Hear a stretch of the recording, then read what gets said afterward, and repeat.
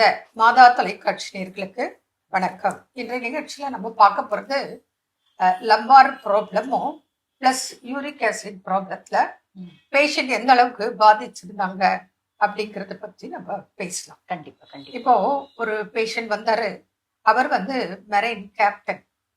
அவங்க duty marine ஷிப்ல கேப்டனாக work பண்றது. அவருக்கு பார்த்தீங்கன்னா ரிப்போர்ட் எடுத்துட்டு வர்றாரு. நடக்க முடியல, ரொம்ப வலி வேதனையோட. அவங்க ரிப்போர்ட் பார்க்கும்போது அவருக்கு யூரிக் ஆசிட் அதிகமாக இருக்கு. நார்மல்ல இருந்து டபுளா ஆயிட்டு இருக்கு. அடுத்தது பார்த்தீங்கன்னா back pain, low back pain ரொம்ப சிவியரா இருக்கு. கொஞ்சம் பெண்ட் பண்ணித்தான் நடந்து வராரு. யூரிக் ஆசிட் இருக்கிறதுனால காலை அழகா எடுத்து வச்சு நடக்க முடியல, தூக்கி வச்சு ஃப்ரீயா நடக்க முடியல. ஒரு மாதிரி இழுத்துட்டு நடந்துட்டு வந்தார். Gouty arthritis. ஆமா. அதுக்கப்புறம் நம்ம ரிப்போர்ட் பார்த்துட்டு அவர் ஆல்ரெடி, ஏன்னா அவங்களுக்கு ரெகுலர் மெடிக்கல் செக்அப் இருக்கு, அதுல பார்த்து அவங்களுக்கு சொல்லியிருக்காங்க. ஏன்னா இது கியூர் ஆனா தான் அவங்க அடுத்தது வேலைக்கு ஃப்ரீயா போக முடியும். ஏன்னா போற இடத்துல பாதிப்பு வந்தா கஷ்டம், ட்ரீட்மெண்ட்லாம் கஷ்டம். ஏன்னா அவங்க கடல்லே மாதக்கணக்குல ஜேர்னி பண்றதுனால அவசரத்துலாம் ட்ரீட்மெண்ட்லாம் ரொம்ப கஷ்டம்.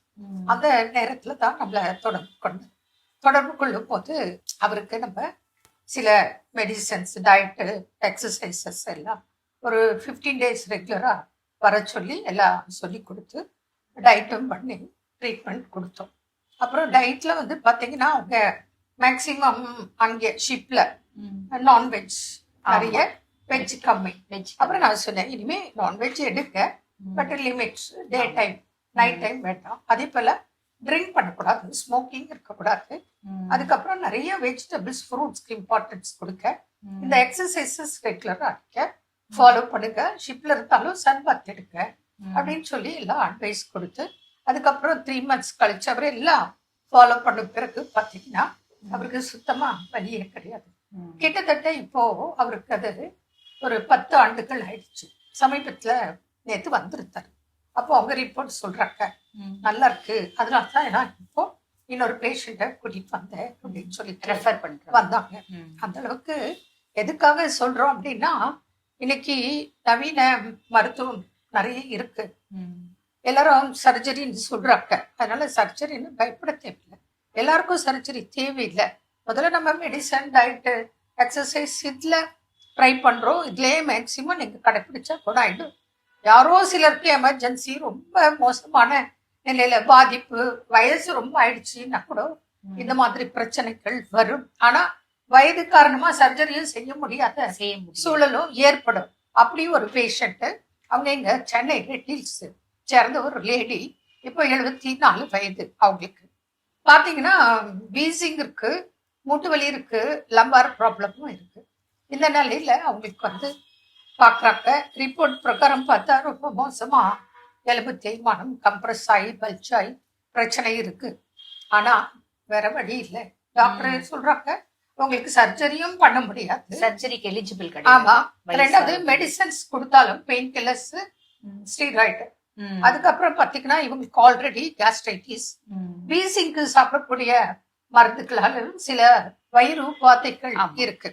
அப்ப இதெல்லாம் சேர்ந்து பார்க்கும்போது அவங்களுக்கு சர்ஜரி செய்ய முடியாத ஏஜ் பிளஸ் பாடி கண்டிஷன். அப்போ நம்மள தொடர்பு கொண்டாங்க. பார்க்கும்போது இப்போ அவங்க, நான் சொல்லிட்டேன் கம்ப்ளீட் பெட் ரெஸ்ட் ஃபர்ஸ்ட். ஒரு 1 month பெட் ரெஸ்டே இருக்கட்டும். நீங்க அப்படி பார்த்துக்கோங்க. மெடிசன்ஸ் கொடுக்குறோம், ஆயில் கொடுக்குறோம், அதுக்கப்புறம் என்னென்ன மாதிரி ஒத்தடங்கள்லாம் கொடுக்கணும் அப்படின்னு சொல்லி எல்லாம் அவங்களுக்கு சொல்லி கொடுத்து நம்ம இப்போ வித்தவுட் சர்ஜரியில அவங்க மெயின்டைன் ஆயிட்டு இருக்காங்க. வலி மேக்சிமம் குறைஞ்சாச்சு. கூடவே நம்ம வீசிங்க்கும் அவங்களுக்கு மெடிசன்ஸ் கொடுத்துருக்கோம். எல்லாத்தையும் விட டயட்டு ரொம்ப முக்கியம். இந்த நிலையில நான் கொஞ்ச நேரம் அவங்கள வீல் சேர்ல பால்கனியில உட்காந்து சன்பாத் எடுக்க அப்படின்னு சொல்லியிருக்கோம்.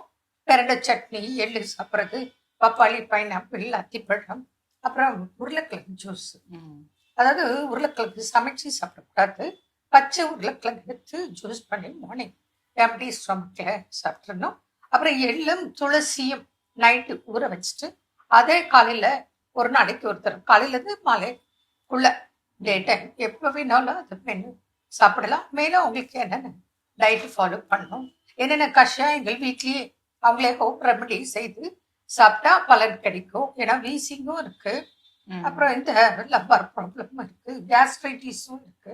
அப்போ அவங்களுக்கு பக்குவமாக எப்படி சாப்பிடணும் அப்படிங்கிறத கொடுக்கும்போது அவங்களும் இந்த 74 75 வயசுல வித்தவுட் சர்ஜரி ஹெல்த்தை மெயின்டைன் பண்ணக்கூடிய அளவுக்கு நாங்கள் அவங்களுக்கு அட்வைஸ் கொடுத்து அவங்களும் ஃபாலோ பண்ணிட்டு இருக்காங்க. அதனால நீங்க சொன்ன மாதிரி சின்ன வயசுல இருந்து பெரியவங்க வரைக்கும், ஏன்னா இன்னைக்கு வந்து ரொம்ப ஒரே இடத்துல உட்கார்ந்து ஐடி ஃபீல்ட்ல ஒர்க் பண்றாங்க.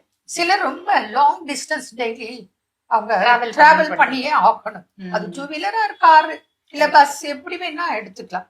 அப்ப அந்த ஜர்க் இருக்கும், உங்களுக்கு மேடு பள்ளத்துல ஜர்க் இருக்கும் ஒரே பொசிஷன்ல அதிக நேரம் உட்கார்ந்து இருக்கிறதுனால நிறைய ஸ்ட்ரெஸ்னாலையும் இந்த பிரச்சனைக்கு அதிக வலி கொடுக்கும்.